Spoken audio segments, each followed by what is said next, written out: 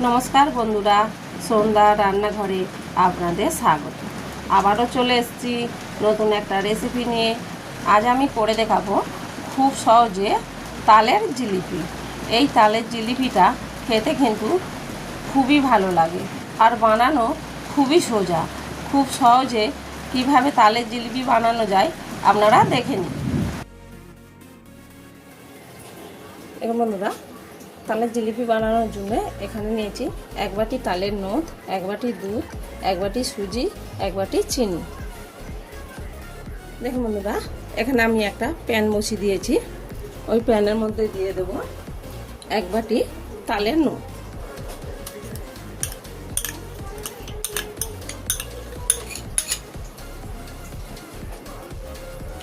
আর দিয়ে দিচ্ছি দুধ। দেখুন বন্ধুরা, আরও 1 বাটি দুধ দিয়ে দিচ্ছি। তাহলে আমার 1 বাটি তালের নোদেতে 2 বাটি দুধ দিয়েছি। আর দিয়ে দিচ্ছি 1 চামচ চিনি। আর দিয়ে দিলাম অল্প সামান্য একটু নুন। দেখুন বন্ধুরা, এই সবগুলো ভালো করে মিশিয়ে নেব।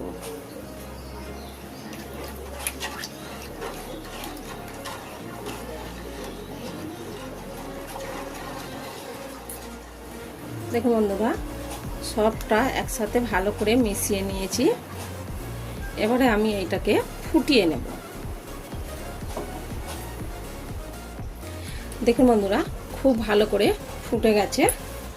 দেখুন 1 বাটি সুজি নিয়েছি। এই সুজিটা অল্প অল্প করে দেব আর নাড়তে থাকবো।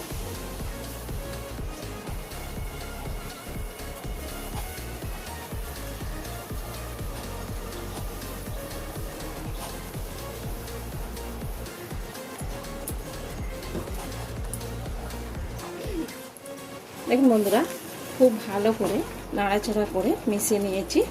এবারে কিন্তু এটা জাল দিয়ে শুকনো করে নিতে হবে। যখনই দেখবেন এটা একটা ডেলা পাকিয়ে গেছে বা ড্রো তৈরি হয়ে গেছে, তখনই কিন্তু গ্যাসের ওভেনটা বন্ধ করে দিতে হবে। আর বন্ধুরা, এখানে কিন্তু আমি সুজিটা কাঁচা সুজি দিয়েছি, প্যাকেট থেকে কেটে। আমি কিন্তু সুজিটা ভেজে দিইনি, কাঁচা সুজি দিয়েছি।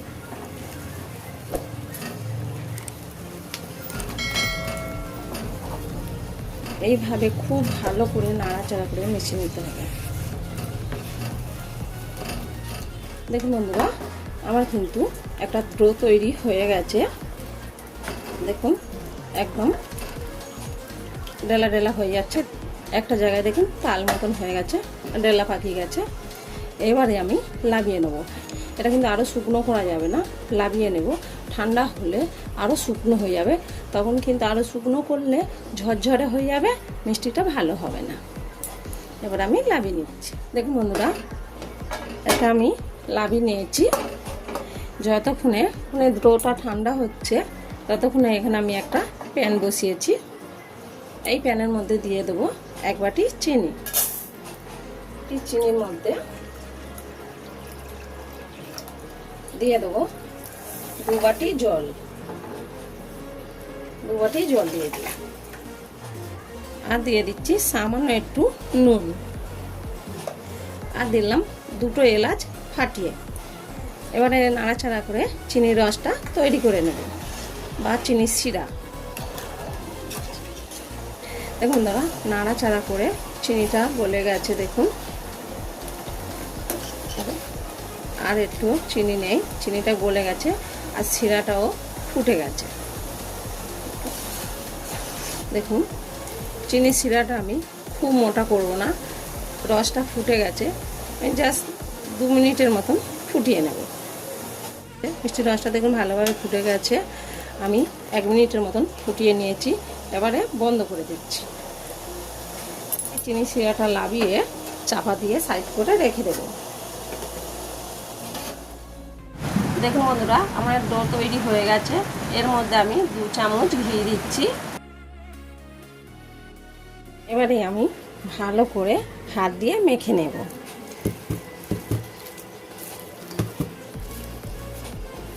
আর দেখুন বন্ধুরা, অল্প একটু দুধ দিয়ে দিচ্ছি।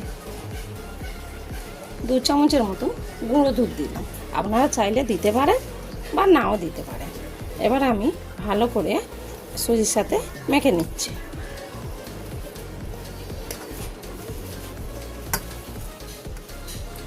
দেখুন বন্ধুরা, খুব ভালো করে মেখে নিয়েছি। দেখুন এইভাবে আপনারা মেখে নেবেন। তবে মাখার সময় একটু খুব ভালো করে মেখে নিতে হবে, তাতে করে মিষ্টিটা খুব ভালো হবে। আর যে আমি গুঁড়ো দুধ দিয়েছি, আপনারা চাইলে নাও দিতে পারেন, তবে গুঁড়ো দুধটা দিলে টেস্টটা ভালো হয়। দেখুন বন্ধুরা, এখানে আমি একটা রুটি বেলে নিয়েছি। তো এই বেলনের মধ্যে আমি বেলে নেব। এর মধ্যে আমি অল্প তেল লাগিয়ে দিচ্ছি, সাদা তেল। এবার আমি এর মধ্যে থেকে অল্প অল্প করে কেটে নেব। এভাবে অল্প অল্প করে নিয়ে নেব। নিয়ে দেখুন, হাত দিয়ে একটা হাতের তেলে দিয়ে এইভাবে লম্বা করতে পারে। হাতের তেলে দিয়ে এরকম করে লম্বা করতে পারে। এবারে এইটাকে এইভাবে পাক দিয়ে এরকমভাবে এর মধ্যে ঠেকে দিতে হবে। তো এইটা এরকমভাবে এনে এর মধ্যে তুলে দিয়ে দিতে পারেন বা এখানে ঠেকে দিতে পারে জিলিপির মতো। এইভাবে আমি সব মিষ্টিগুলো তৈরি করে নেব।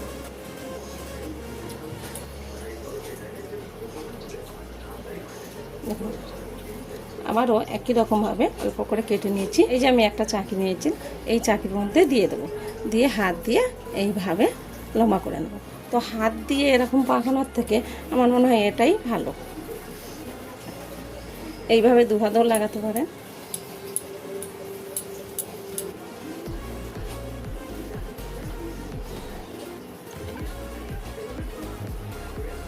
দেখুন বন্ধুরা, আবারও দেখাচ্ছি। এইটা এইভাবে এখানে ঠেকে দেবেন যাতে না খুলে যায়।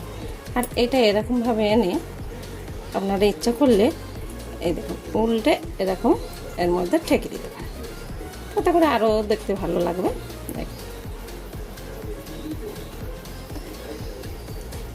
দেখুন দুটো হয়ে গেল,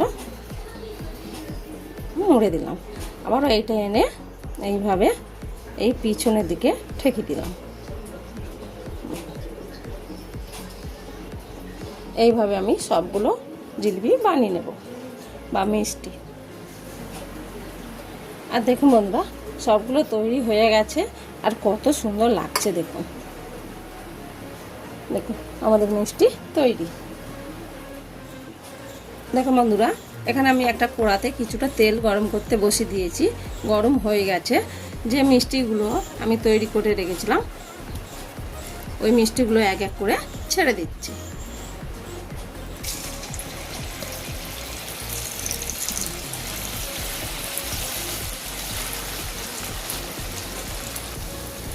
দেখুন বন্ধুরা, মিষ্টিগুলো এবারে আমি উল্টে দিচ্ছি। এক পিঠ ভাজা হয়ে গেছে। এবার আমি আস্তে আস্তে উল্টে দিচ্ছি, তাড়াহুড়ো করবো না, এটা ভেঙে যেতে পারে। তেল থেকে ভেসে উঠেছে, তাতে করে জানবেন মিষ্টিটা খুব ভালো হয়েছে, পারফেক্ট। তো গ্যাসটা প্রথম খোলায় একটু জোরে দিয়ে ভাজবেন। একদম কম আঁচে ভাজলে কিন্তু ভেঙে যেতে পারে। তারপরে গ্যাসটা মিডিয়াম দেবেন, মিডিয়াম আঁচে ভেজে নেবেন। দেখুন বন্ধুরা, মিষ্টিগুলো ভালো করে লাল লাল করে ভাজা হয়ে গেছে। এবারে আমি তুলে নিচ্ছি। তবে এর থেকে বেশি লাল করব না। তবে এই মিষ্টিগুলো কিন্তু আমি সেই চিনির শিরা বানিয়েছিলাম, ওই চিনির শিরার মধ্যে দিয়ে দেবো। আর চিনির শিরা যদি খুব গরম না থাকে, হালকা গরম থাকে, তাতে করে কিচ্ছু অসুবিধা নেই। যেহেতু মিষ্টিগুলো গরম আছে, কড়া থেকে তুলে রসের মধ্যে দিয়ে দিতে হবে। তো আমি কড়ার মধ্যে তুলে রসেতে দিয়ে দিচ্ছি। তো দেখুন বন্ধুরা, আমি গরম গরম দিয়ে দিয়েছিলাম, দিয়ে চাপা দিয়েছি। আর দেখুন কত সুন্দর নরম হয়ে গেছে। এর থেকে বেশি রসে রাখা যাবে না, তাহলে কিন্তু ঘেঁটে যাবে। দেখতে পাচ্ছেন বন্ধুরা কতটা নরম হয়ে গেছে। দেখুন এইগুলো যদি আমি সব রেখে দিই, তাহলে কিন্তু আরও নরম হয়ে গিয়ে ঘেঁটে যাবে।